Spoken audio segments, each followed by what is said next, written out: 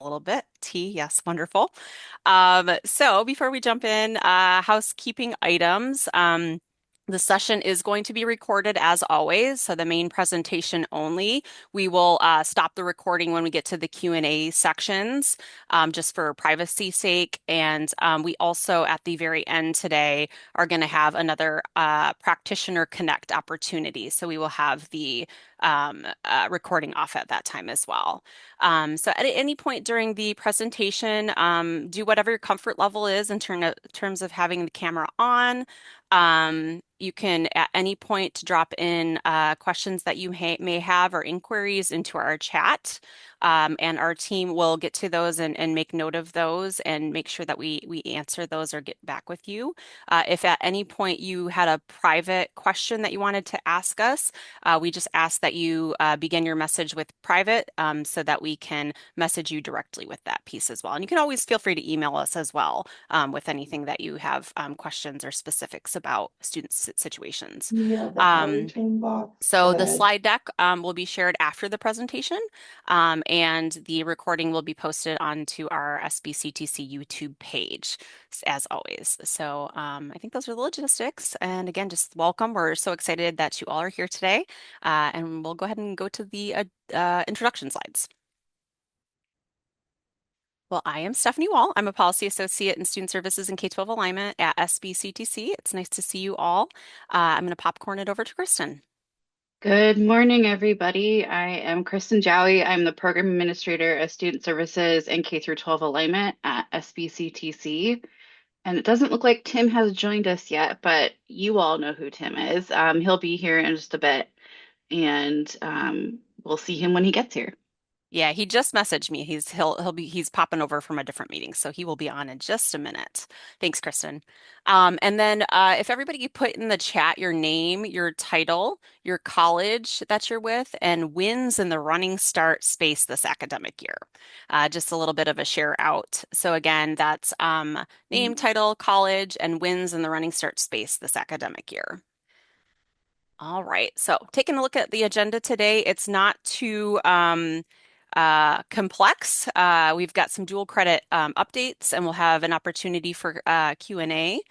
And then Tim McLean with OSPI is going to be here to, last month in April, we had done a poll to ask you all what you would like to know about the high school and beyond plan and school links. And so Tim has gathered all of those thoughts and that information, and he worked with his OSPI team to put together a presentation for us. So really looking forward to having Tim present on the high school and beyond plan, and school links, the platform. And he'll open it up afterwards to have an opportunity for Q&A as well. So really looking forward to that presentation. We're really grateful that Tim was willing to do that presentation for us today. And then, like I mentioned earlier, we're going to have a practitioner connect space. So we'll end the slide deck, and we tried it out last month in April. We'll open it up to you all to just have conversations and connect with one another. Myself and Kristen will stay on, and I believe Tim as well. So we'll be in this space, but really it's your time to, talk with each other, ask each other questions. We'll be there to help support. So yeah, we tried it out in April, and we're gonna do it again here in May. So yeah, so we'll end with that today. All right, next slide. Okay. So jumping right into it, so dual credit updates, what we have for you today. I don't know if anybody had a chance to watch this yet, but last week, our SBCTC Director of Student Services and K-12 Alignment, Jamie Traugat, was featured on a segment with TVW's The Impact, and it was about Running Start. So if you haven't seen it yet, it's a really fantastic piece. We'll drop the link in the chat there. Yeah, okay, a couple claps, yep. And it's really great because it features student voice, and then there's an interview, a pretty lengthy interview with Jamie. So all about the recent cuts in Running Start and what had happened with the legislation this or in the legislative session this year. So really awesome.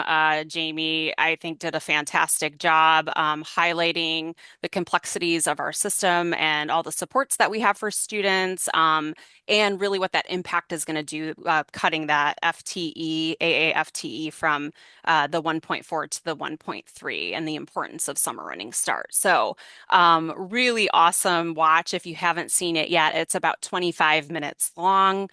So try to make some time in your schedule for that. It's definitely well worth it. The other piece that I wanted to just mention today is that NASEP, the National conference, is open. Early bird registration is now open. They do have in-person and virtual options available. I know with budget constraints, it can be really challenging to make the travel piece work, but I just wanted to really just highlight that there are virtual options. I know probably not the same level of experience as attending in person, but it is going to be in Cleveland, Ohio this year. And it's, I think, about a week earlier than it typically has been. So it's October 18th through 20th. So just wanted to flag that for everybody that registration is open. I know a lot of you do attend. So I just wanted to make sure everybody was aware that that is on everyone's radar that the registration opened. All right, next slide. Okay, and then I just wanted to give a quick update. So I know that we have mentioned it in this space a couple times before, but Washington State is involved in a CHSA cohort technical assistance grant. We are one of 7 states that was selected, and CHSA is the College and High School Alliance. And so we have a core group, which consists of OSPI, SBCTC, Council of Presidents, which is our 4-year partner, and then ERDC, which is our data center. And so we've been working together for the past year and a half on this technical assistance grant. And part of the work that we've been doing is we've put together a Washington State dual credit advisory group. And so that group consists of a lot of different representation across the state of Washington, different organizations, community-based organizations, agencies, and we have had 3 meetings now. Yes, 3 meetings. Our last meeting was May 13th. And so we just wanted to provide an update to you all of where we're at right now. We have part of this work, part of the grant was to create a vision for the state of Washington for dual credit. So we have come to an agreement on that vision. So that has been established. And then a lot of this is really looking at, we've kind of bucketed into 3 areas here: access and support, intentionality, and sustainability for dual credit in Washington State. And so we've been working with the advisory group to kind of narrow down our focus and what our priorities should be. There's a lot more than this, obviously, but we're trying to really filter down what we can work on together to really continue to strengthen our system, our dual credit system. So we just wanted to share this with you, so you just had an opportunity to put a lens on it and just to kind of see where we're at right now. We are going to have a pretty big focus on sustainability of dual credit moving forward. And the other piece I just wanted to mention about this, about the advisory group, is the intent here is that this advisory group will not stop with the end of the technical assistance grant, and that it will be the Washington State dual credit advisory group moving forward indefinitely. So really excited about the collaboration, the work that's been going on in that space. And so we just wanted to share an update with you all today on that. All right, next slide. Okay. And then this one is also very big, and this is an SBCTC Community Technical College update. We had our first dual credit council meeting on April 16th. which was very exciting. And at our first meeting, we officially voted in the following leaders: Allison Roeder, Jason Boatwright, Lindsay Morris, and Heather Hill as the executive team for the Dual Credit Council. So congratulations to all of them. The first meeting was, I thought, just fantastic. We've got some stellar leadership on there. It was so well attended. And we wanted to share the resources out with you all from the meeting. So again, we'll share the slide deck. But yeah, we have some meeting notes to share. We'll share the main presentation. We had an amazing keynote presentation from Alex Perry, who's with the College and the High School Alliance, and conveniently enough, part of our technical assistance grant. So I thought he really did a great job setting the stage for these really complex dual credit conversations in the state of Washington. And then we also had a presentation from Stanford Children, and that presentation was about a dual credit communications toolkit that has been released for practitioners. And so I would advise everyone to take a look at that presentation. It was outstanding, and we got a lot of really great collaborative feedback to Stanford Children on it, and that's exactly the whole point of having that advisory group, right? So as a state, we can work on these things together. Just wanted to share our first, DCC meeting, and then we already have a save the date for our fall meeting. And you're going to probably look at that and be like, "That's the fall meeting. It's August 18th. That's early." We intentionally are doing it early because we know a lot of this dual credits work takes place in the summer, prepping up for the quarter, working with school districts. So we wanted to be mindful of the September, October time frame and do it a little bit earlier. So it will be virtual, and it's from 1 to 4 on August 18th. So just wanted to share all that wonderful information out. It's feeling really great. And again, congratulations to the executive team. And thank you for all of you that did attend as well, because I thought it was just very special. So yeah. All right, next slide. Okay. And then I know Tim popped in. Hi, Tim. Good morning. Did you have any OSPI updates? I just wanted to double check before we open up to Q&A. Nothing that hasn't been addressed previously. I imagine there will be an opportunity for any questions that are coming through. I've gotten my share of RSEVF and summer running start questions, so I was going to leave it pretty open-ended for things that are popping up for folks. The only point I wanted to make in advance of the presentation on high school and beyond plan was just that I'm getting a lot of questions about RSEVF calculation. Um, I am generally pretty good at being able to respond to those, but Becky McLean is the expert. And I've had a bit of a hair on fire kind of 2 weeks, so my apologies to anybody in advance if I still haven't gotten back to you. But if you are having those questions about how the summer eligibility is getting calculated or the summer RSEVF table, those sort of like technical in the weeds math questions. I was an English major. Um, Becky McLean is probably a better resource if you want a quick answer. And it just spares me having to like copy her on everything. So that was the one thing I just made a note of before coming into the setting. Thank you, Tim. Awesome. Yeah, thank you very much. I appreciate that. Yeah, so I think at this point, then we'll just open it up for Q&A. I see there's already a couple questions in there. So if that feels good, we'll just go to Mm. Q&A now for any general running start questions. Yep. And Um, I see the first one in the yeah, chat. I'm yeah, go happy to ahead. handle that. Yeah, one of the questions that has been coming up commonly is there seems to be confusion, as we expected, over the 20 credit situation. And yeah, if you see 20 credits written in there, here's what I've been advising folks for the fall quarter. I think a lot of high schools are defaulting to what they see at the top of the table and they're not reading it clearly. If you see a theme or a trend regarding who or what, whether it's a specific counselor or what school is submitting those RSEVFs incorrectly, I would go ahead and just reach out to them and say, hey, we're seeing a lot of 20s. There is no 20 in the fall. The 20 is reserved for the spring. And just get that clarified so you don't see more of them or you don't see them coming in the winter quarter. If it's a one-off, I would say you're safe to just adjust that down to 19. If it just seemed to be an error or it was a one-time thing, go ahead and adjust it, correct it on your own. I don't think we want to get back into this cyclical, oh, you have to revise it, high school counselor, we need a signature, we need to kick it back. Just fix it.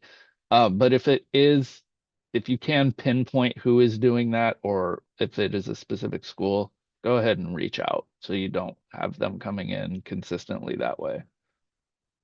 Thank you, Tim. And I'm going to pop back up to Jason's comment. How will this advisory group work with the Dual Credit Council? That's an excellent question, Jason. I know Kristen, some already kind of answered it a little bit. So, yes, the idea will be that we would like to have representation on the advisory group to represent the community technical college system. So I think that's one of the things in the works, right? We want to make sure there's that representation that's needed on the advisory group that's representing everything. So it may very well be some folks from the Dual Credit Council to be on there. We have Tim, myself, and others with the core group, with the advisory group, are getting a lot of questions lately on how can we join the advisory group if we don't see, this group represented. And it's actually something on our agenda for our next meeting to talk about and what that's going to look like and how to add additional membership. So stay tuned. We're going to be working on that to make sure that we have all representation and that all voices at the table. Because again, we want this to be like the Washington Dual Credit Advisory Group and everything to filter up and filter down the way that it should smoothly and open. So great question. I just wanted to make sure we talked about that real quick. And then the next question I see is, can we discuss truancy and the college's role? No. Tim, you want to take that Yes, one? yes. We can try. Okay. Um, I've been trying to get my head around this. And I do not have a particularly clear answer. Um, and I have consulted with our attendance team. There's been a lot of requests for guidance on it, and I brought that up in my office hours. Some of you were there. Um, and I was quickly told by a school district person, you do not want to write guidance on this. It's too complicated and it's subject to local control. So let me be clear that there is not a clear standard for attendance at a statewide level. There is RCW on it, but so much of it ties back to a school's bell schedule, and it is not connected to credits per se, nor is there a seat time requirement. Ultimately, the question is this student on track? And especially when they get into the higher levels of junior and senior year and they exceed the age of 16, it sort of waters down the attendance requirement.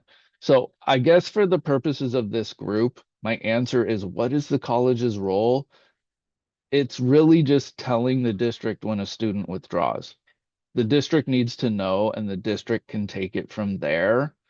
But the answer that I've gotten consistently is that it depends, it varies, and it's local control. And districts have their own unique means of um, applying truancy policy to their students, and it's not consistent enough for me to tell you as a college, here's the black and white of it. Um, so your role is to tell the district when a student withdraws from Running Start. And that happens, of course, through the P223 process, but I would simply ask that you be as, direct as possible with the counselor or the school and let them know when a student is withdrawn and they can take it from there. I wouldn't try as a college to get into the weeds about this because I'm firmly stuck in the weeds right now trying to sort through it. And if I can cobble together some guidance, I do see it as a hot topic that a lot of people are asking about. And the follow-up question in the chat, how does it work if a student withdraws and drops and isn't taking anything back at the high school? It depends. It depends on the high school. It depends on the student status. Once a student has met graduation requirements, there isn't necessarily a truancy impact. If a student has met their graduation requirements, they're not obligated to attend school anymore.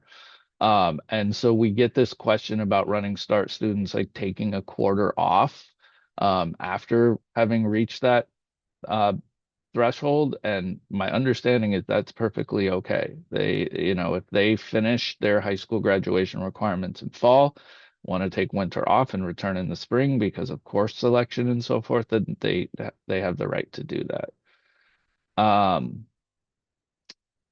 is the monthly enrollment sufficient? Um, I I I think so. I mean, I think it's the best that we have in some cases.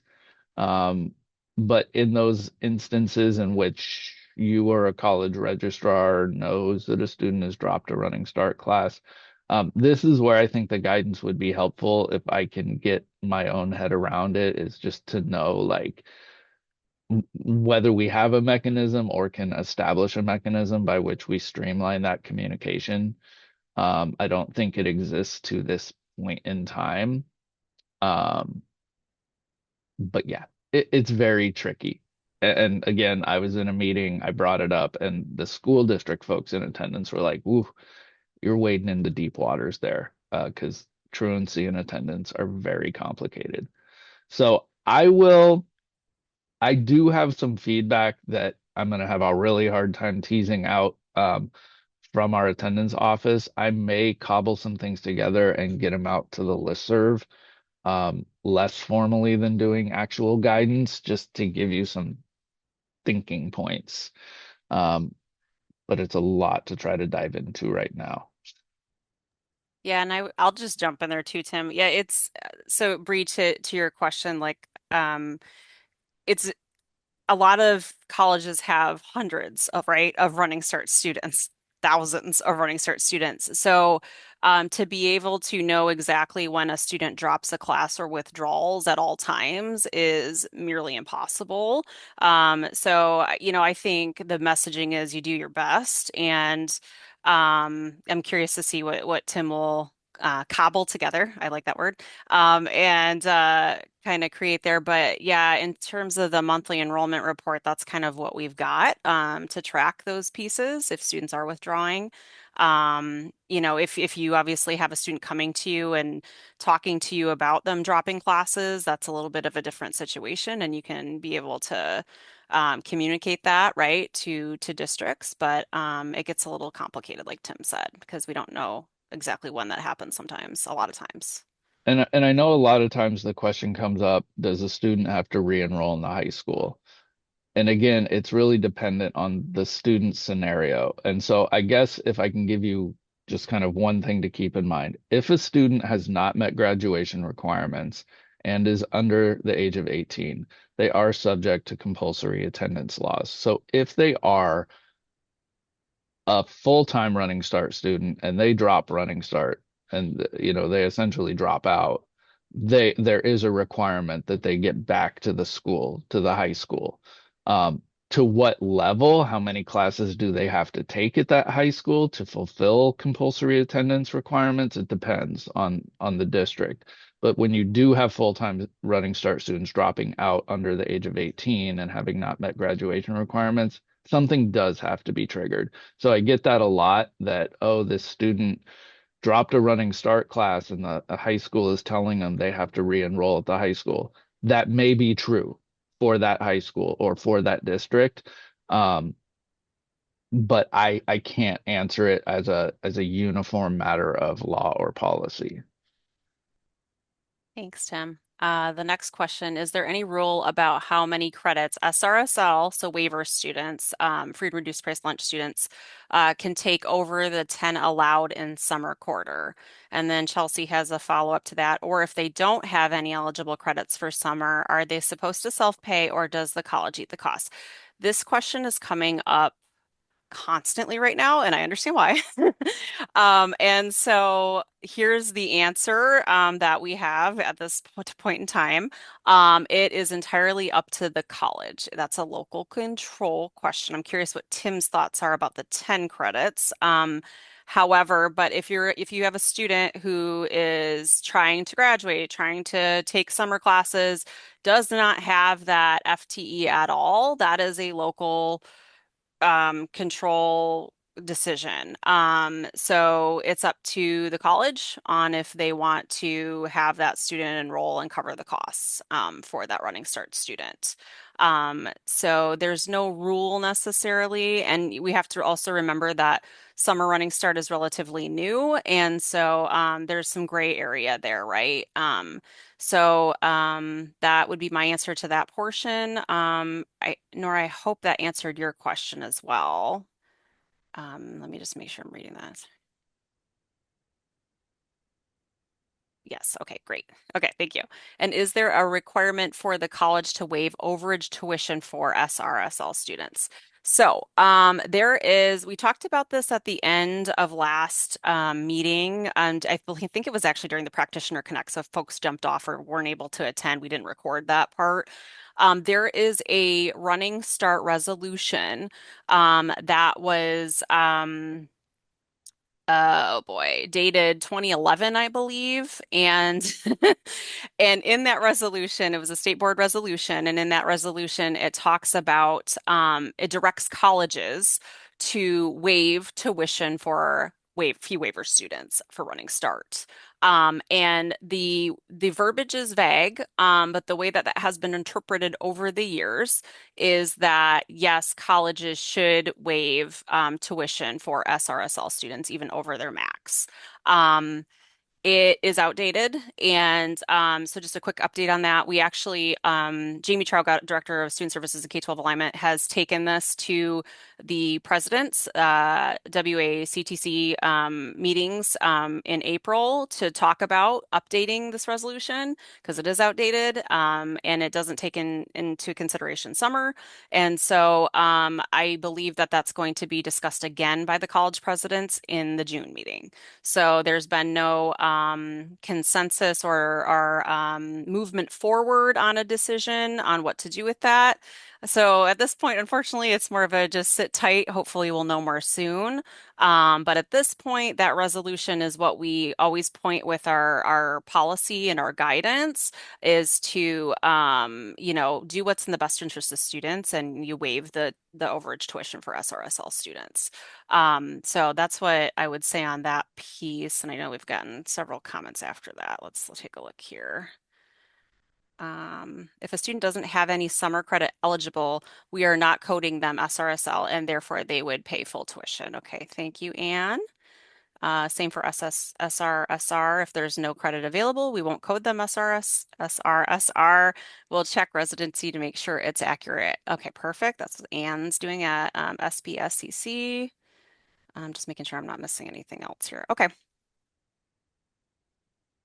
Okay. And okay, any other questions?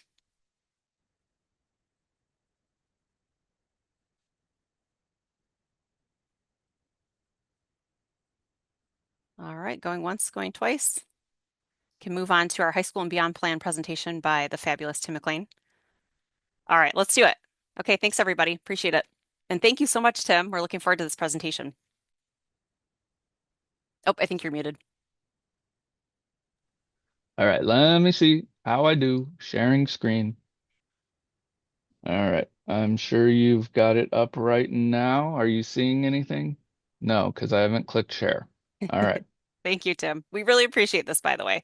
Um, uh, absolutely. just taking the time to do this for us. Really appreciate it. Yeah, happy to. We got it? All right. Um, so let me lead into this by saying there are a lot of slides here. I am going to rip through some of them because they are there just to demonstrate the power of the high school and beyond plan, not to get into the weeds about the technical features. But we have kind of pieced this presentation together based upon your feedback and existing slides that we had that Abby was kind enough to lend me. And I looked at them, I was like, oh, it's all so good. I don't want to exclude anything, but I don't want to spend a lot of time on it.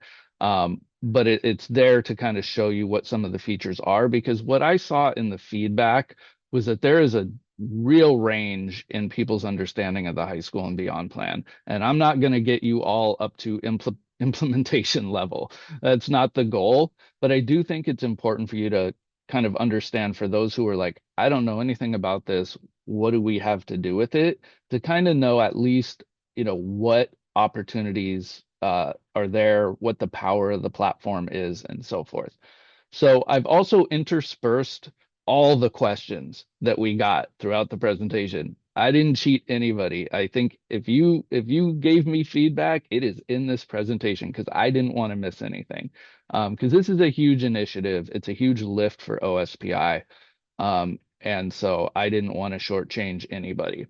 Um, I've sectioned the questions out into, when you see these slides, they're very generic. It's sometimes it's not even a question, it's a statement.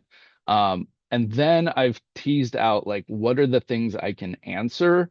So basically, these questions are going to funnel into the next set of slides, and the questions are going to be answered through a sequence of slides. And then there are some brain bubble things that I've put in there where we're going to get into this real specific like detail of a question. So this is a general overview of what people were saying about their understanding of the high school and beyond plan, really generally. Okay. Um, and so the bottom line of those questions was, what is this?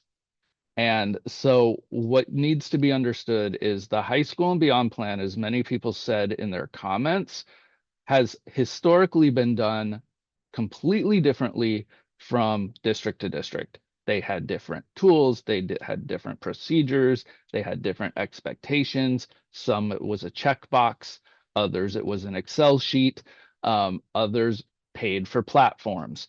And so the question of equity has come up repeatedly. This is a lot to read, but the stuff that I've put in bold and that I've underlined is the stuff I want to hone in on. Number one, this is now a universal um, statewide platform. It is called School Links. We'll get into it.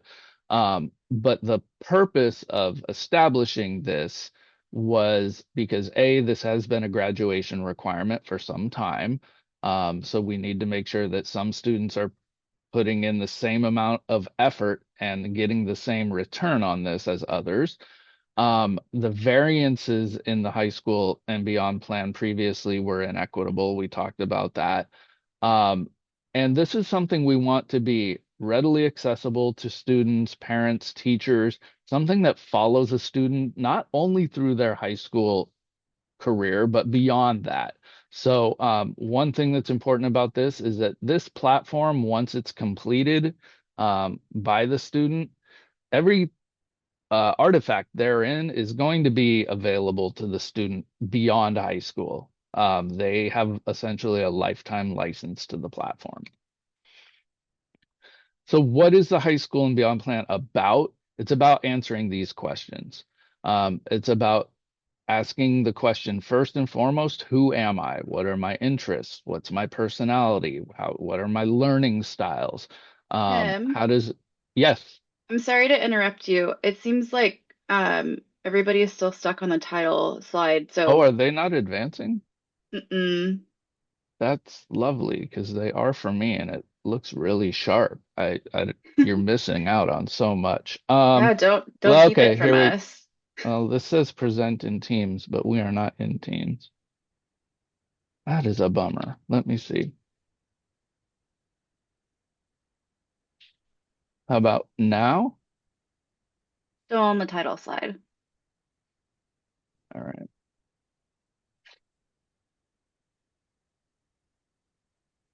Dan asked if you're sharing the wrong monitor or screen. Um, that is entirely possible. Let me take a look.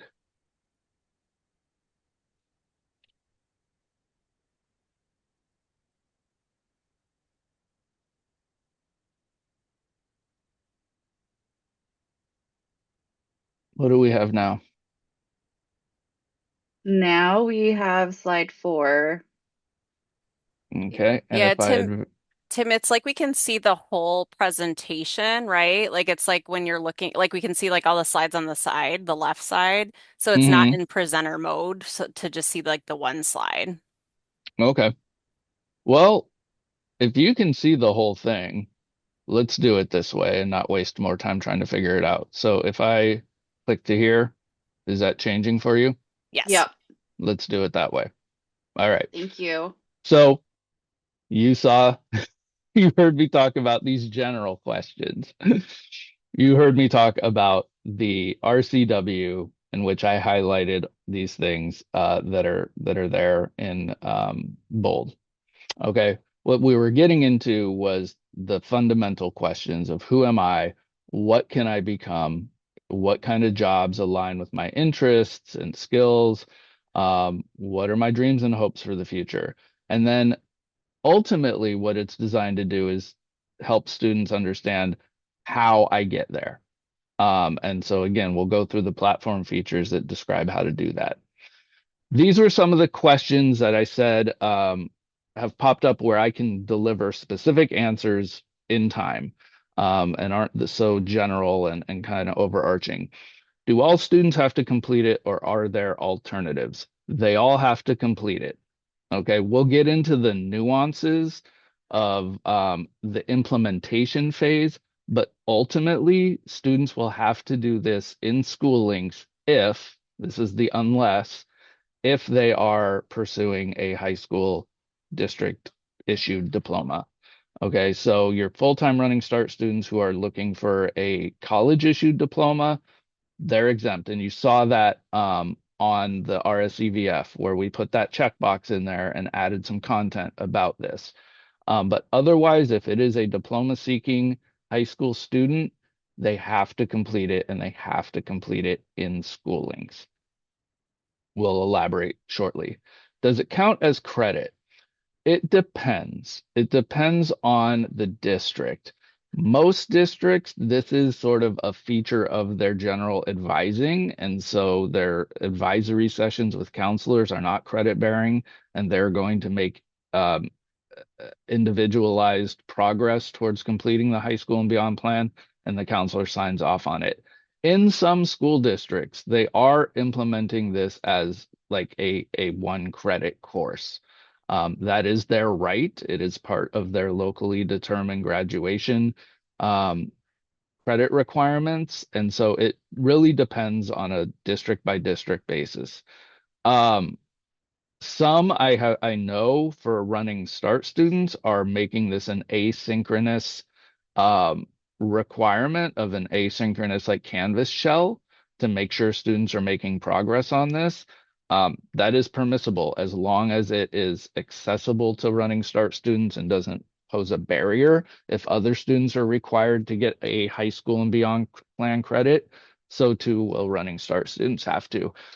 But as we find out more as this is implemented statewide, we'll try to keep you posted because I said there we don't know who is doing what yet, but we should, and we've highlighted that as a point to try to survey districts on. Does it affect running start FTE? Not typically. Again, from my understanding, most places this is not a credit bearing activity. Where it is, it may impact FTE for students who have to take like a one credit course. Um, I'm saying one credit at the high school level. I'm using your terminology, not high school terminology. It's not going to be a one high school credit. That would be a full course. But in any case, it might be like 0.25 credits over each year because there are year by year requirements of the platform. Can a student fail it and be stopped from graduating? Well, they can't fail it. I mean, it's not a graded activity under most circumstances. They can't fail the high school and beyond plan. They can't fail their future plans. They cannot complete it. And in that case, yes, they can be restricted from graduating. It is a graduation requirement. Um, so if they don't do it, they don't graduate. It's one of those checkbox items that they have to complete. And if a student saves only their high school and beyond plan for their senior year, will they be eligible for another year of Running Start? Generally, no. Um, the RCW reads that it is students who begin a school year short of the credits required for graduation, not activities required of graduation. This is generally considered an activity. There are some that are credit bearing, but under most circumstances, no, you can't just say, I'm not going to do my high school and beyond plan so I can get an extra year of Running Start, because most cases that's not going to be a credit bearing activity. Okay, so what does School Links look like?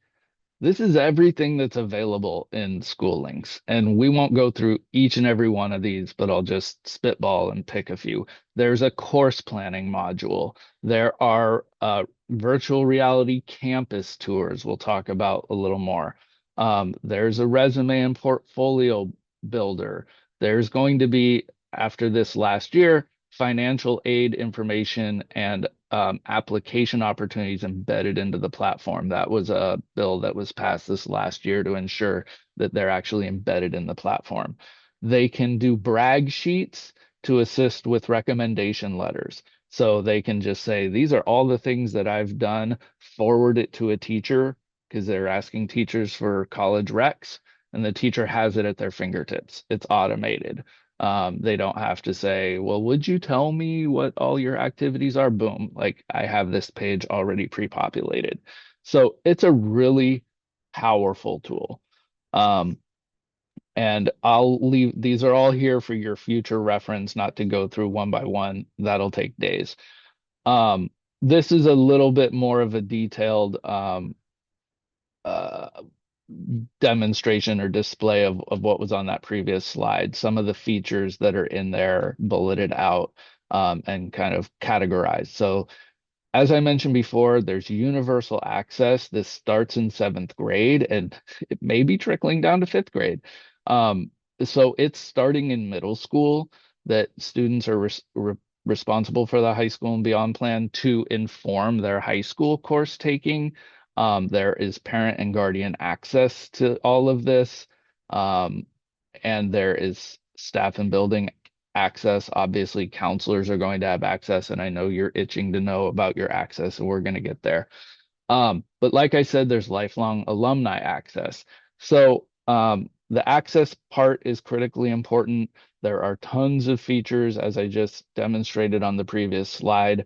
The course planner is going to become increasingly important. It is not required for use in the first year of implementation, but it is going to be the thing that where dual credit rubber hits the road, because we will be able to really push dual credit opportunities to students as they advance academically, and it's really going to help with academic acceleration. So if a student takes this course in their junior year, when they get their course recommendations for their senior year, boom, dual credit pops up.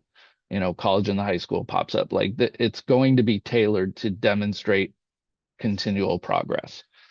Um, Career planning tools are robust. There's a lot of assessments, a lot of interest forms and activities that students can do. Work-based learning is going to be one of those things that develops over time. There's going to be opportunities for databases and partner portals and event schedulers and so forth. Competency-based transcript is a conversation we're engaged in right now. How that will be embedded into School Links is kind of a conversation for a future point in time, but it's ongoing work as we speak. And then College Application Manager, we're going to touch on that in more detail. Those opportunities are outstanding.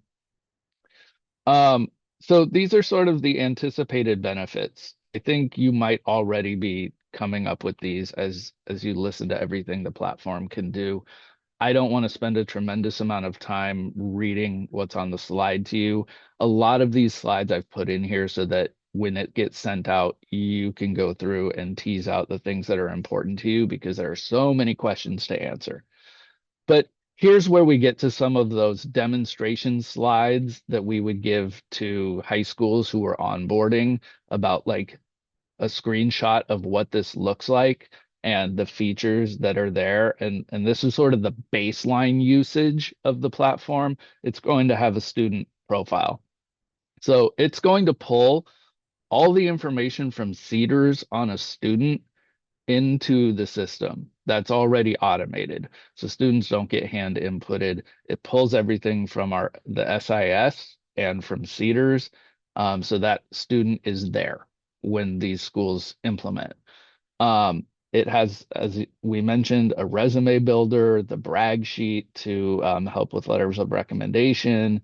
We'll have links to Common App and other college opportunities, ways to promote the colleges. Um, and then it's designed to be more than a checkbox. I've used that terminology. This isn't just an activity that a student does and then calls it good. And School Links is more than just the high school and beyond plan. Like I said, it has a lot of features that may not be required by a particular district, but that students can still take advantage of. There's a lot of things that just come right out of the box as far as interest inventories and things like that that students can use just to start to refine their goals. Um, so there's some examples there. They have to-do lists that they can use. They have reminders. There's going to be automation as far as like you need to check in with your advisor, or here's a running start informational event. Those sorts of things will be able to push out to students through the platform, and it'll turn up like in their student profile based upon their interests and how they configure it. The Career Center, I've mentioned before, this is just a screenshot of kind of what it looks like. It will function a lot like some other state tools. It's pulling in information from, I'm forgetting the portal. Somebody can probably put it in the chat for me. But it's going to give us data, but not give us, but give students data on the high demand careers that are available in their particular area, the starting wages, things like that. And it's pulling all this information in from other sources to populate these features for students. So they'll be well informed as to like, if I do X, this is where I might end up. If I choose, not to go and pursue a 4-year degree, but get an AA degree, these are some of my career opportunities. So that's going to be a really powerful feature. There are opportunities for regional employers to be included as partners. So it gives students direct access. So if an employer has internships available, they'll be able to promote those and post those. Um, they'll be able to see like who is hiring in their neck of the woods. They can use all the search features here to look for employers in particular fields, look for employers who, again, might be hiring. So that is all embedded out of the box. Um, Opportunities, again, they can select the things that they're interested in. They can look at compensation and so forth. So this is all there and very intentionally designed to help students start to look at their interests, look at the things that are important to them and their values and their personality traits, and start to hone in on some of their career goals and figure out how to get to them. So I'll pause for some questions real briefly, if there's anything, and I can't see the chat now that I'm presenting. So is there anything that is immediately coming to mind? Uh, just to clarify, every single high school in Washington will be using school links for the high school and beyond planning. Yep, we're going to get there in a second, but I'll give you a progress report. But Great, the thank answer you. is yes. By 27, 28, everybody's on this platform. Thank you.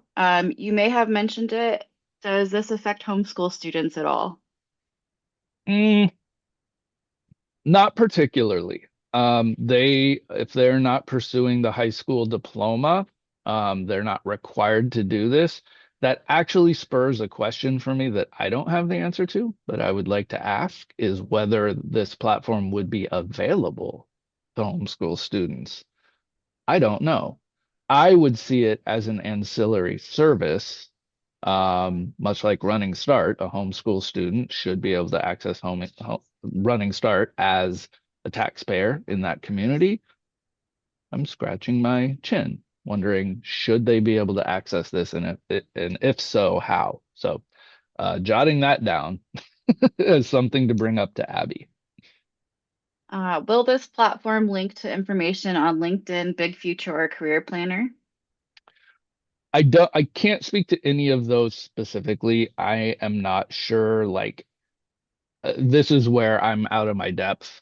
And Abby might be able to answer that. Um, I don't know like what platforms precisely this is going to sync with or what the potential might be for the future. So this is a good place to pause for me and say this really clearly. Um, our goal right now is to get almost 300 school districts onboarded.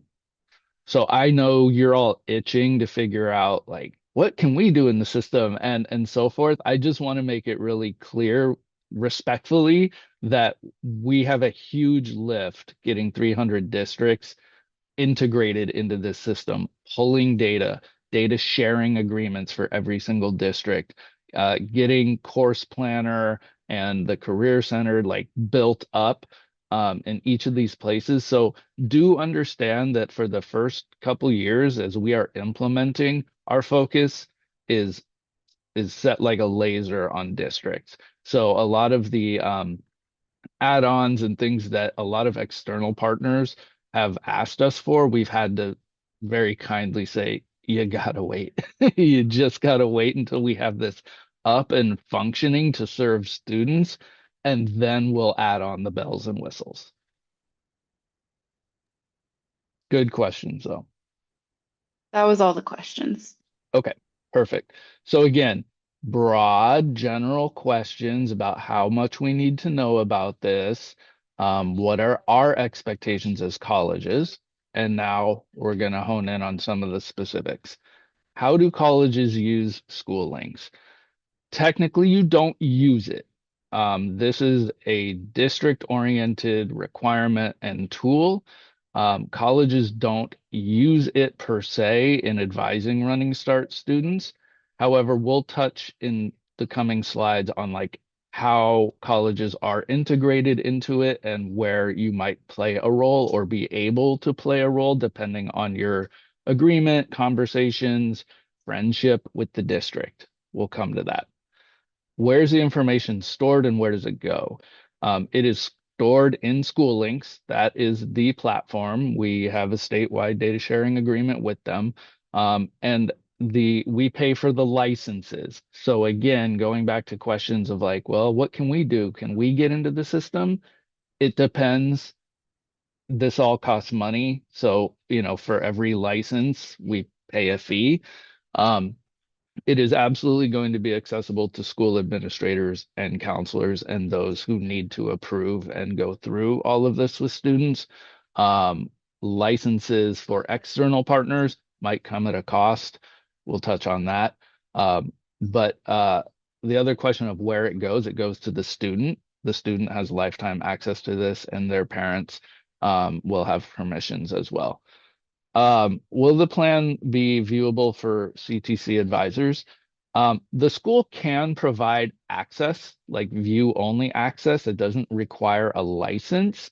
It is up to the district who they share with and how they want to proceed with the data sharing agreement around this. So the answer is talk to your district. If you think this is something that'll be really valuable to you, they can provide that access. But again, it may be too much right now. They're just trying to get it stood up. They might not be at a place where they're like, yeah, we can add you and give you, full viewing permissions. But the student can always provide PDF copies of anything they do in school links. They can just, you know, go to each module and kind of like there are summary pages that are available to students. So if you ask the student, they can provide you information out of their high school and beyond plan. How can college and staff partner with OSPI to integrate dual credit into the high school and beyond plan? There are a lot of ways, and there are a lot of things we're doing just in the implementation phases. Like I said, there are third-party partner accounts. Depending on the level of access, they may come with costs, they may not. Um, there are college profiles that we're going to show you in a moment. They are already embedded in school links. Um, District events and information pages are going to be available. So as you work with your district, if you have an event, you would talk to them and say, hey, can you post this? You won't have the access to do it on your own. Again, this is a district level product, but you can certainly ask them, hey, we have a running start night coming up. Can you promote it? And then the student information system integration. Again, this is pulling information from our K-12 data systems right into the platform. So there is going to be really powerful data available, and I'm going to touch on that in a moment. Do you have to pay to post open houses and events? Not if working through districts. If the district says, yeah, this is a value to our students, I'm sure they'll post it for you. You're not going to be able to get into it and do it on your own, but the district certainly can. So those were some of the specifics that came out of this. Um, I mentioned the power of the data that comes out of this, and that is what really excites me from a dual credit standpoint. This platform is going to be chock full of student level data, and it's going to reflect student voice and interests. We are going to know, and for those who have already implemented, we already do. We're going to know where eighth graders want to go to school, what type of school they're interested in, what states they might want to travel to for college. We're going to know what careers they're interested in. And it's really funny to watch it shift because you will see in eighth grade, 30% of students in a district want to go into entertainment as professional actors or musicians or what have you. 12th grade, not even on the list. I mean, you really do see their development and their thinking change about, what is realistic for me. There is a noticeable number of eighth graders who are going to be professional athletes in eighth grade. Of course there are. In 12th grade, not so much. I didn't make the varsity team. I'm stuck in JV. All of a sudden that changes. So we are going to have powerful data to pull out of here that I think can inform our dual credit offerings. So if you know in a particular region at a district level that you have a huge contingent of students interested in ag, you're going to look at that. And I think of it in terms of my past work at SBCTC in terms of the CLNA, the Comprehensive Local Needs Assessment. This is going to be huge. This is powerful to say, we're doing our comprehensive local needs assessment. What do you know, school district? What's in school links? And, 60% of our students want to go into forestry or want to go into business. All of a sudden, you have this information to go, oh, we don't have any dual credit that's aligned to forestry. We need a CTE dual credit here, or we need a college in the high school class here, or we need to promote our running start opportunities in these areas because now we know. So I think it's really exciting. You'll be able to identify their future goals for post-secondary education. How many of them want to go 2-year? How many of them want to go 4-year? How does that differ by demographic? Um, this is all really exciting information that we've never had before in a consistent manner or any manner, really. It is all student voice. It is them telling you with precision what they want to do, where they want to go. Their goal setting, what kind of What kind of salary do they want to have? What career field do they want to go into? All of this is really, really exciting and powerful. So again, the question about what's the college's role in all of this? Um, in my mind, part of your role is to work with the district and say, hey, I hear you have this great information. Can we tap into it? How can we share it? What does it mean for us? Right? And then we get into the actual college exploration features. So there is a college search feature. You can do it by a map. If you know you want to go to New York City, as was the case for me, I can just take the map over to New York, look at all the colleges that are available. This data is being pulled in from not National Student Clearinghouse. Again, you college folks know what is the national school data center, and I had it written down and I lost my notes. So I'm sorry that I don't have that. But what I'm trying to get at is this is automatically populated. And I know that's been a point of contention because colleges often want to go in and tweak, what the presentation of the college looks like. We're not there yet. Okay, so just understanding that the school type, the location and size, the admission stats, acceptance rates, all that stuff is embedded into the program and it's being pulled from external sources. But the search functionality is really powerful. Students can go in and search for schools by location, then they can filter it down by um, size, they can filter it down by the acceptance rate, they can look at the sports programs, degree types. It's pretty cool for a student to just have that on their fingertips. I know there are other products that do it, but this is just all centrally contained within the platform. So again, a little bit more on sorting. I just mentioned all of this. You can look at graduation rates, acceptance rates, cost. Cost is huge, distance, US News, again, that's another third party that gets pulled in, right? US News rankings of the school, all of that is embedded out of the box. Where available, and again, this is where if your college has this, I would talk to the school district about how you get it uploaded. There are these virtual reality tours available for over 500 campuses in the platform. And I think some of these are pretty repetitive, so my apologies. I borrowed a lot of these slides. But financial aid. So there's also, as I said, there was a bill this last session that requires financial aid to be embedded into the platform. So we are working on understanding, how that is going to look, and that's still a work in progress, but there is going to be, as I understand it, direct links to WAFSA and FAFSA completion opportunities and other financial aid resources. I think Washington College Grant is all going to be embedded within the platform.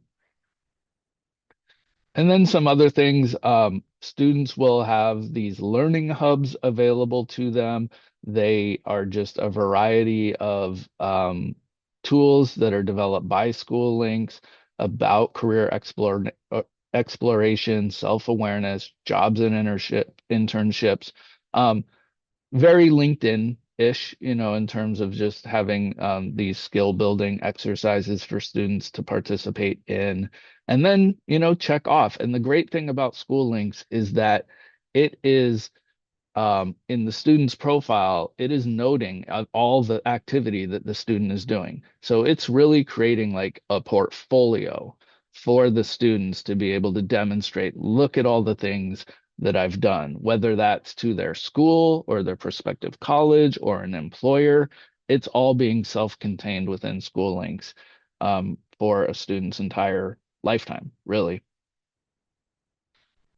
There's also this really cool game of life activity, and my daughter's actually doing it right now, not in School Links, but elsewhere, as an 11-year-old.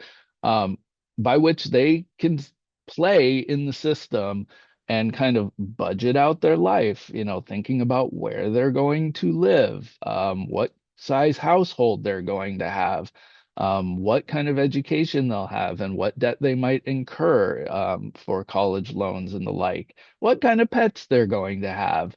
And there's, numbers assigned to all of this so that students better understand, their career choices and their lifestyle choices and how that is going to change their trajectory or their decision making as far as college goes. All right, another good opportunity to pause.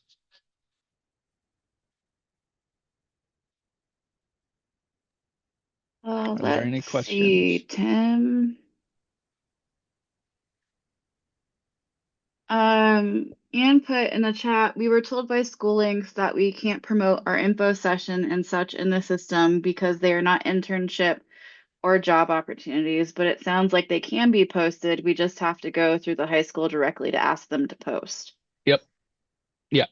So you're not going to be able to go to school links and say, "Hey, can you put this in here?" Unless, un, and this is where again I might be speaking out of turn, but unless you are like paying to be a third party contributor, I don't.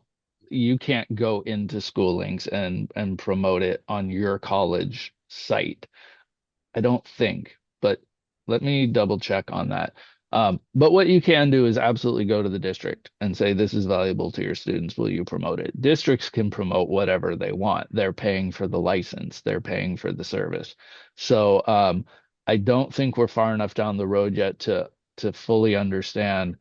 At least I am not to fully understand like what the college capability is going to be to manipulate their own profiles and kind of promote their own things within um their presence in the system. But that's a very good question that I can get Abby some to give some feedback on. Thank you. And then the college thing that you're looking for New York is iPads. Thank Uh, you. Yep. yep, because Anne knows everything. Yeah, and CES, right? Yeah, Mm-hmm. perfect. Um, and that is it. Okay. All right. So again, broad general questions, and this is where, the heart of the presentation lies. You got the big broad overview of the platform. Now you want to know, what does this mean for us? How can we partner? How can we as advisors help students, in getting this done or understanding the platform and its power? So now the specific questions. Um, this was the this was the one that we tried to answer last year, and it occurred to me in reading the feedback, not everybody saw the guidance, so that is coming in the next slide. How can colleges align the college success classes to make them equivalent for schoolings? You can't. So we're gonna talk about that in a second. But I'll just say it right now. College success courses will not take the place of school links or the high school and beyond plan moving forward. Um, and I know that's been disappointing news to those who have heard it. I also noticed a lot of folks hadn't heard it, so we'll elaborate on that in a second. What can be taken at the colleges that would count towards this requirement? Again, nothing. We're going to talk. Um, what are the requirements or assignments?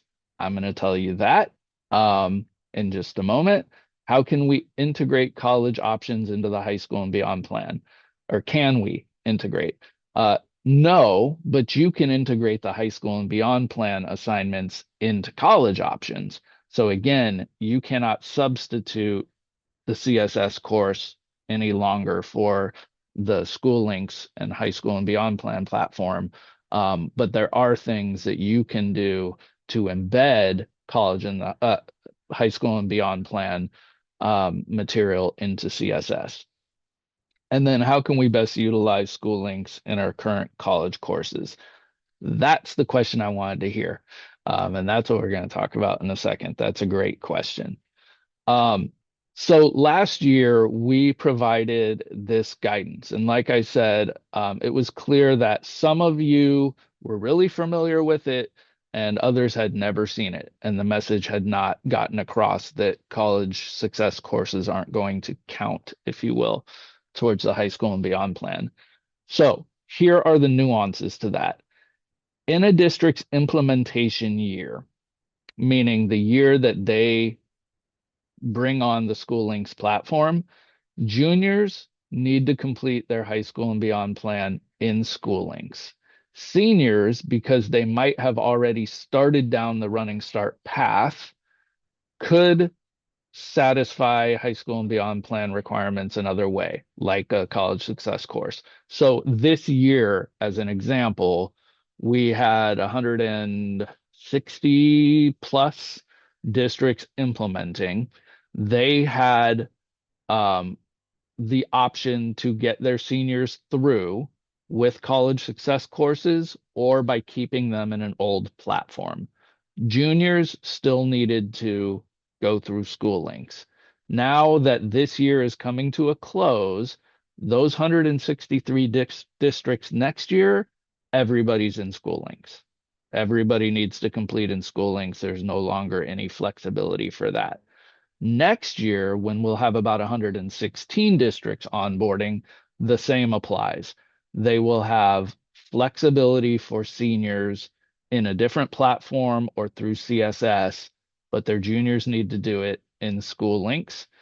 Um, and then ultimately by 27, 28, everybody will be onboarded. So that's the year to keep in mind. By 27, 28, we'll have the entire state in School Links.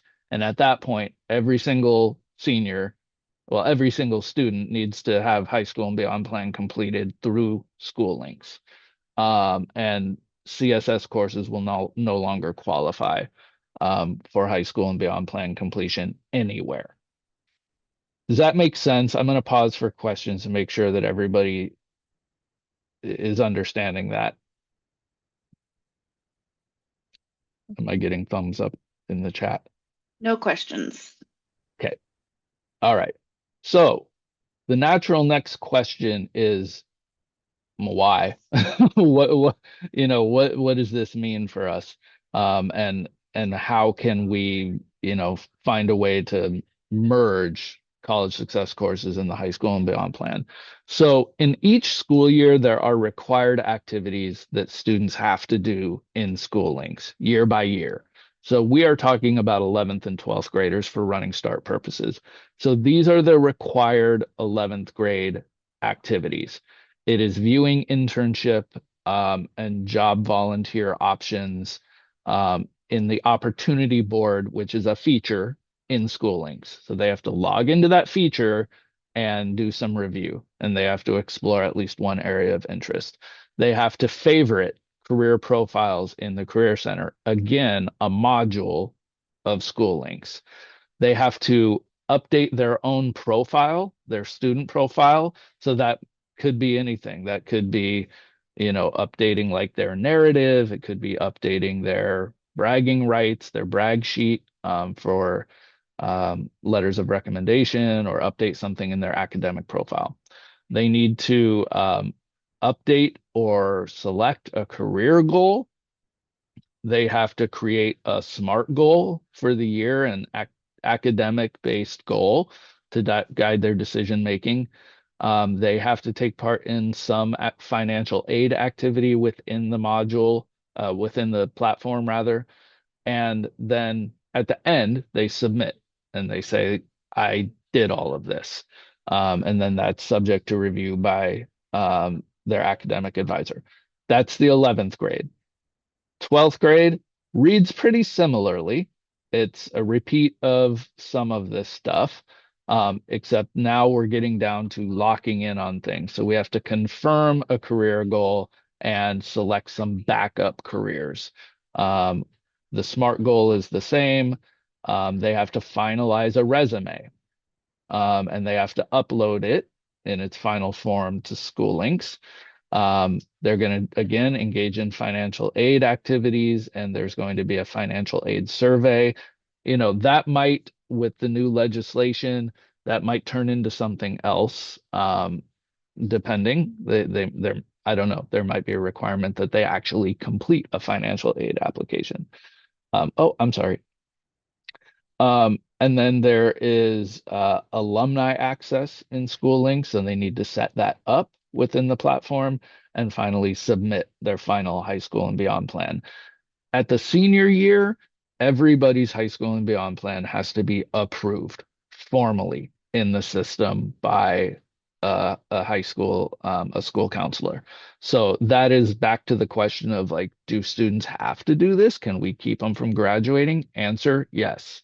So these have to actually be formally approved for that box to get checked. And I know we keep saying it's not about checking boxes, but for your visual, that has to happen for a student to graduate.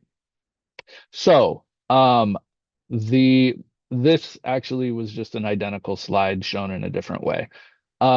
So getting to the recommendations for colleges, and most of these are reflected in the guidance that we provided. I've added a couple for the purposes of the presentation.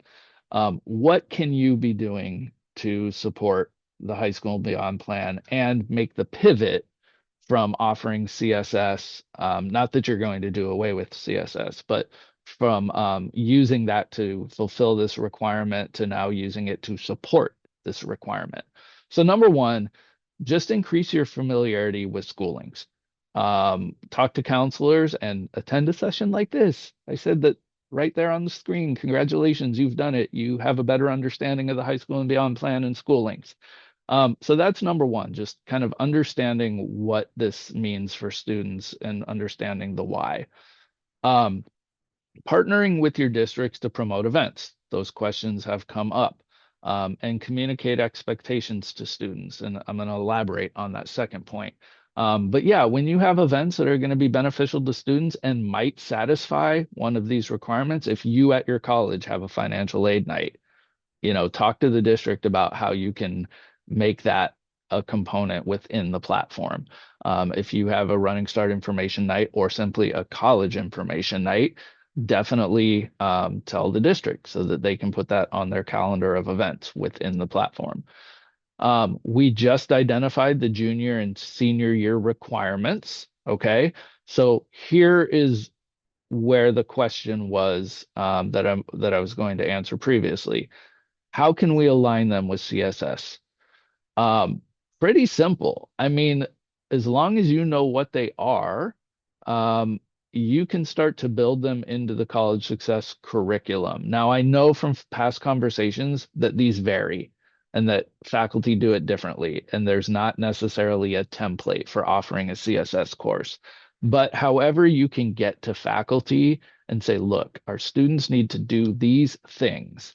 Can we collectively agree to embed some of these into your curriculum? That would go a really long way because then a student can finish these within the very course that they're taking at your college. And if you do something like that, then finding a way to identify, this is the next bullet point, finding a way to identify them like in the syllabus, whether that means like just putting an asterisk next to these activities in the syllabus and then a note that says, these are components of your high school and beyond plan. Please make sure to upload them to School Links. That would be a strategy for making sure that students are making progress and not duplicating efforts. So if your college success course has SMART goals, for example, that's something that can be done in class and uploaded to School Links. I suspect a lot of your classes require resume writing. Boom, upload it to School Links. So financial aid information probably incorporated into a lot of your programs. So a lot of this stuff is probably already there. We just need to now be more intentional about demonstrating that to high school students, hey, you need to do this. So perk up and here's how. Um, I think would go a long way. And then just reinforcing for students in your information and your presentations that this is an expectation. You've noticed we already started doing that in the RSEVF, right? We already put a plug in saying, if you are pursuing a high school diploma through the district, you need to do this. And we have a checkbox that says, I am not going to do that. So be it. I am going to find another route to completion. But however you can promote it in your materials and presentations and just reinforce not only for students, but for families, hey, your kid still needs to do this, even if they're in running start. Um, I sort of hinted at this, but I didn't say it specifically. If you are incorporating some of this into your CSS classes, if possible, give students permission to open up their laptop and log in to School Links. So if you're doing a SMART Goals activity, mention to students, hey, by the way, you'll need to do this in School Links if you want to open up and see if it looks any different in there. Just give them the opportunity, or after the assignment is done, like a resume, say, okay, those of you who are running start students, go into School Links, upload this document. That would go a long way. And your familiarity with the platform or your faculty's familiarity with the platform might help them understand like where and when these activities need to occur or what they look like in the platform. Um, Update information on CSS course completion. So what I mean by that is if you are communicating to students that the CSS course satisfies the high school and beyond plan, it's time to start scrubbing that language. Um, because you've got districts from all over the state. Some of them may already have implemented and others are implementing next year. You just don't know where that flexibility is at this moment. You're going to know in just a second. But it's probably time to start scrubbing language that says this does this. Um, and then, like we mentioned earlier, just working with school districts to see what you can access, what they're willing to give you as far as access, and how you can use that level of access to help advise running start students. Again, I'll be clear. This isn't your responsibility. Let's be clear about that. Like you do not need to use School Links. You might look at everything I presented and go, this is cool. Like I would like to know more and I would like my students to use this in my class or, in my process. Um, I want this access, but this is a K-12 requirement. It is a responsibility of school counselors, not college advisors. So I want to be clear about that. But if you think this is exciting, like I do, talk to your district and see what they can set you up with. Or at minimum, talk to the student and say, hey, I know about this high school and beyond plan thing you're doing. Anything in there that you'd like to share with me? And I guess that was my final bullet point, wasn't it? Ask students about their insights or the documents that they're using. So again, if a student comes in and they're like, well, I want to do running start, but I don't know why, you can, raise with them the fact that, well, you've done something in the high school and beyond plan that should suggest where you want to go with your life. Let's talk about that.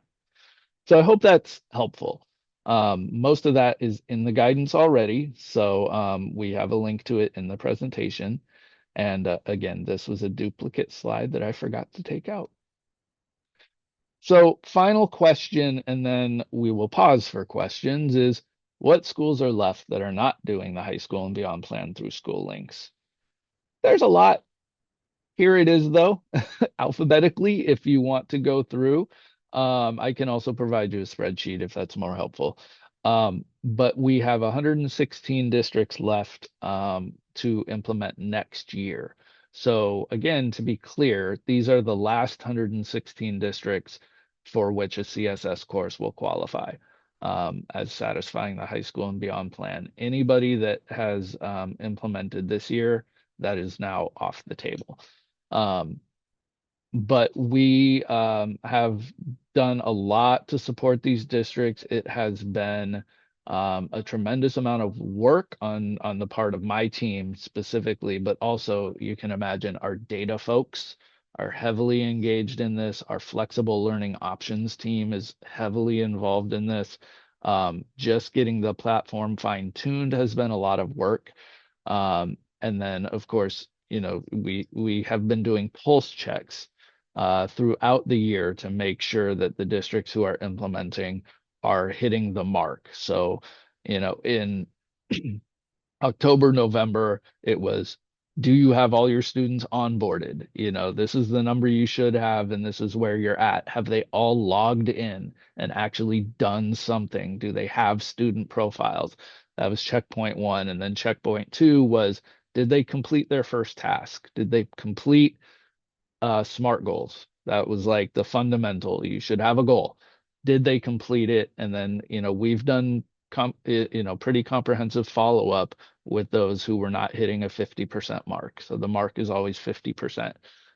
So we're just checking in periodically on how they're progressing. And then Pulse Check 3 is happening as we speak. So right now we're reaching out to districts who have not shown 50% completion of students in schooling. So like I said, the student has to click that button to submit their high school and beyond plan. If 50% haven't done that, we're reaching out and saying, hey, what's going on? Why aren't your students finishing this? And actually, there's a lot who aren't there yet. So we're doing our best to keep tabs on district progress. And this is kind of what things look like going forward. So we're in a very kind of precarious position right now, in terms of like trying to wrap implementation group one and trying to get them to the finish line. And we're already ramping up for implementation group two. And there's a lot of pre-work to be done to get them ready, get their data clean. So that's a big piece of it, right? You're importing this data. They got to make sure it's clean going in, or it's going to cause problems down the road. And we're doing a lot of professional development, just like I've done with you. This is what the system looks like. This is what it does. Um, and here's what we need you all to do to make things tick. And so one of the questions that has come up is simply like, how do we learn more? You've taken the first step here today. But how else can you learn about the high school and beyond plan? Number one, there are office hours every Monday, 2:30 to 3:30. And those are really geared towards the folks who are in the implementation stages, but you are welcome to jump on. They are open to anybody. If you just wanted to pop in and hear what people were talking about, where they're facing challenges, what questions they have as people using the platform, you're welcome to jump into those. There is a whole training library that I've linked to. Everything from specific modules to broad overviews are recorded, and they're available kind of on demand. So you can look at that and just hop in, just play a training and say, oh, not for me, move on to the next one, and so forth. The high school and beyond plan website is really chock full of all of these resources. You can find all the recordings there. You can get a sense of what the implementation plan looks like, the whole nine. And then the thing that is live and coming up are the School Links Getting Started trainings. So these are geared towards those districts, those 116 districts that are entering the implementation phase, and it is the brass tacks of what we need you to be doing. So again, it is geared mostly towards school districts, but it's also the broad sweeping overview of what's happening, and it might be very informative if you wanted to pop in and just listen. Okay. If you have very specific questions about high school and beyond planning, we do have a general email account with multiple monitors. So if you wanted to just drop a general question in, it's hsbp@k12.wa.us. Abby is, some of you may have heard the name, others not. Abby Bedell is our program supervisor. She is the me for high school and beyond planning. So if you reach out to her, she knows way more than I do about all of this. She provided a lot of these slides that I probably didn't do justice to. Um, but you can definitely reach out to her with very specific questions. And I'm kind of the liaison between higher ed and some of our other partners and high school and beyond planning. So you are welcome to reach out to me and say, didn't quite understand this or want to tease this out.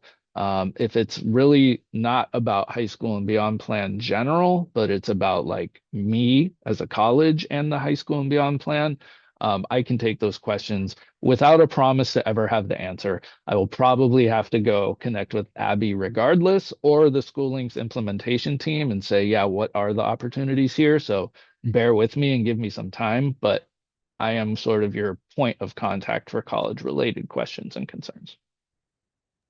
Tim, before we jump into questions, I just wanted to say thank you so much. Like this Yep. presentation, I think I'm speaking on behalf of everybody on this room. This has been amazing, so insightful, and we just really appreciate you always being on our Running Start series. And like I brought this up to you a couple months ago. Hey, Tim, would you be willing to present on the high school and beyond plan? And you were just like, "Yep, let's make it happen." So Yep.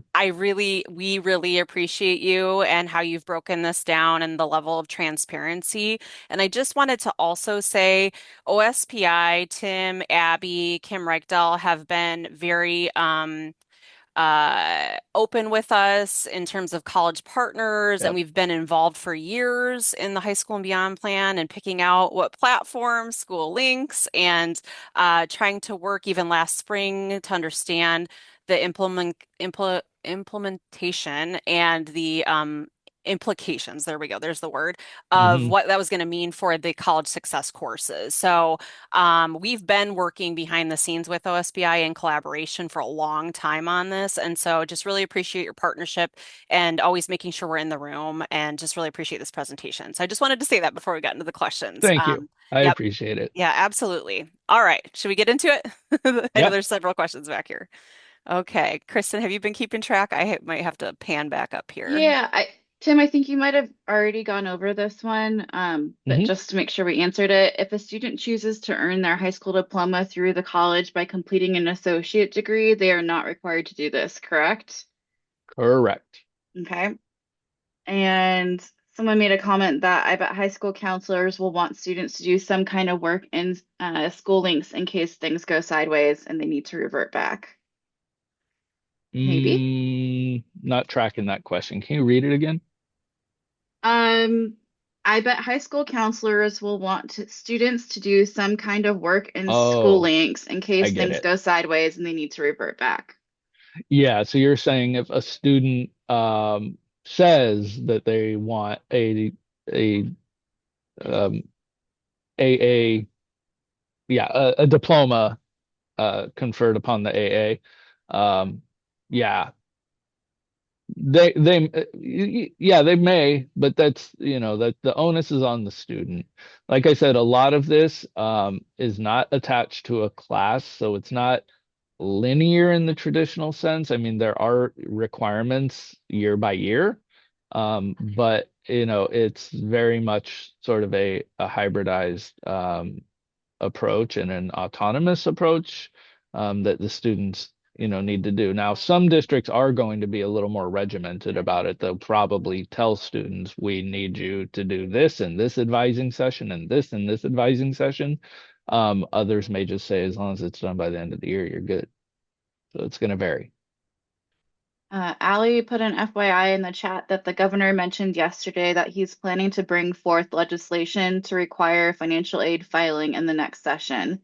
There was already a bill introduced last Yep. session, but it didn't pass out of committee. Yeah. Yeah, that's what I was referring to. There is a lot of interest in boosting the financial aid requirements of the high school and beyond plan.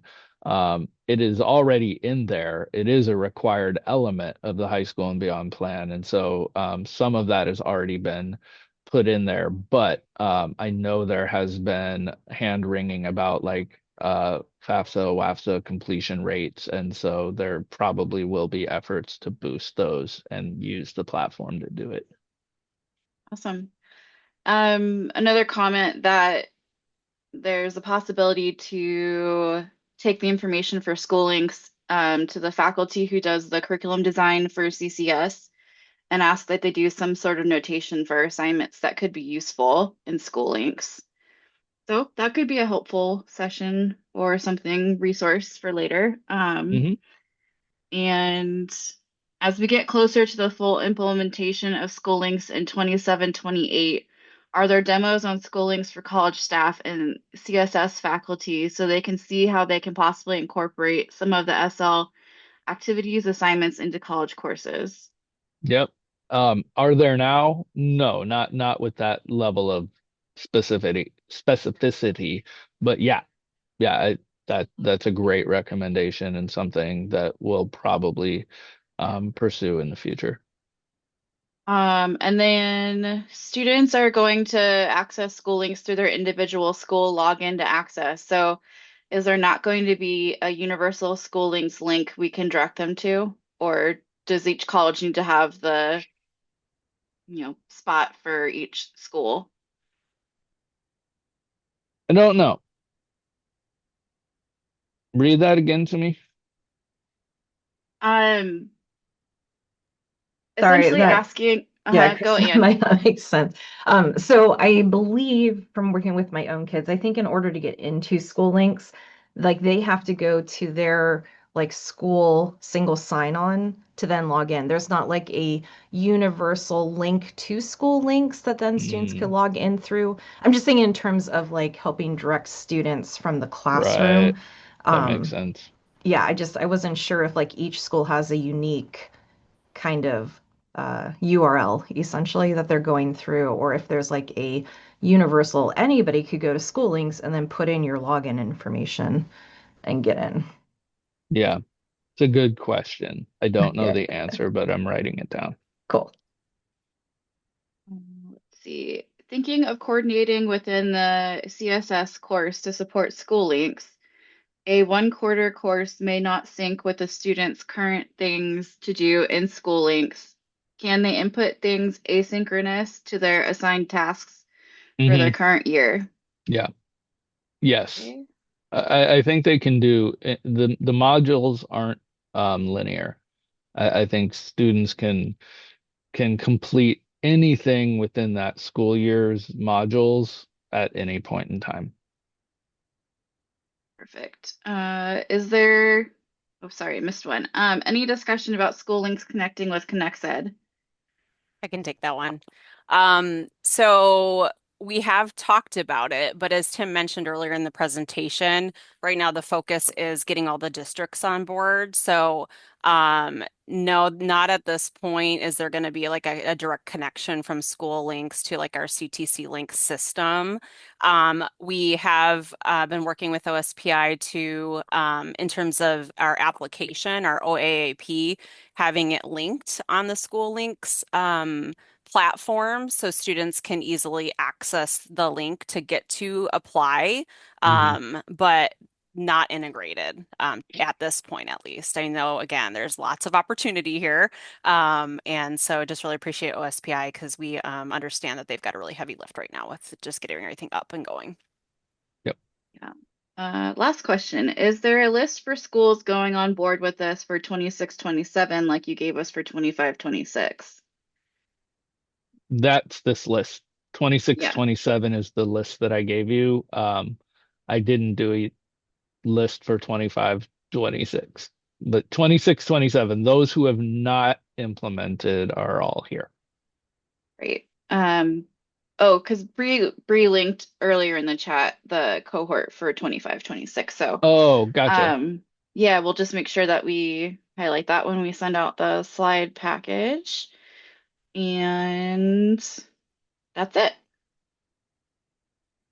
Sweet. Well, thank you so much, Tim. We really appreciate it. And are you good if we send out the slide deck Yep. as follow-up to everyone? Perfect. That would Yep. be wonderful. Really The appreciate it. one that you have is outdated. Okay, So, I'll wait. and you noticed I had a couple hiccups on my slides in this one. So I will clean it up and send it to you. Perfect. Uh, Sounds great. Thank yep. you so much. We really appreciate it, Tim. Thank you. And feel free to stick around for our practitioner connect in just a minute Yep. I here. will. Awesome. All right. Yeah, thank you so much, Tim. That was wonderful. We really appreciate it. Gladly. Let me stop sharing so you can get your All right, I powers got us back. a couple little updates before we slide into Practitioner Connect. So we are nearing the end of the academic year. So we only have one more session this academic year left for our Running Start series. It's scheduled for June 17th, 9 to 11. What we will do though, I think I am making a promise that by our June session, we will have all of the dates available for you all for next academic year because we're going to continue on the Running Start series next year. We also, because I know there's college and high school folks in the room as well, we have recently had a college and the high school connect that went really well last week, I believe it was. And so we will be putting together a college and the high school connect or sessions for next year as well. So we are working behind the scenes on that. So we at least will share the Running Start series dates for next academic year by at the June 17th meeting. All right, I think that's all we've got, and we are just going to open up the Zoom room at this point to let you all kind of connect with each other. Thank you so much for being here today.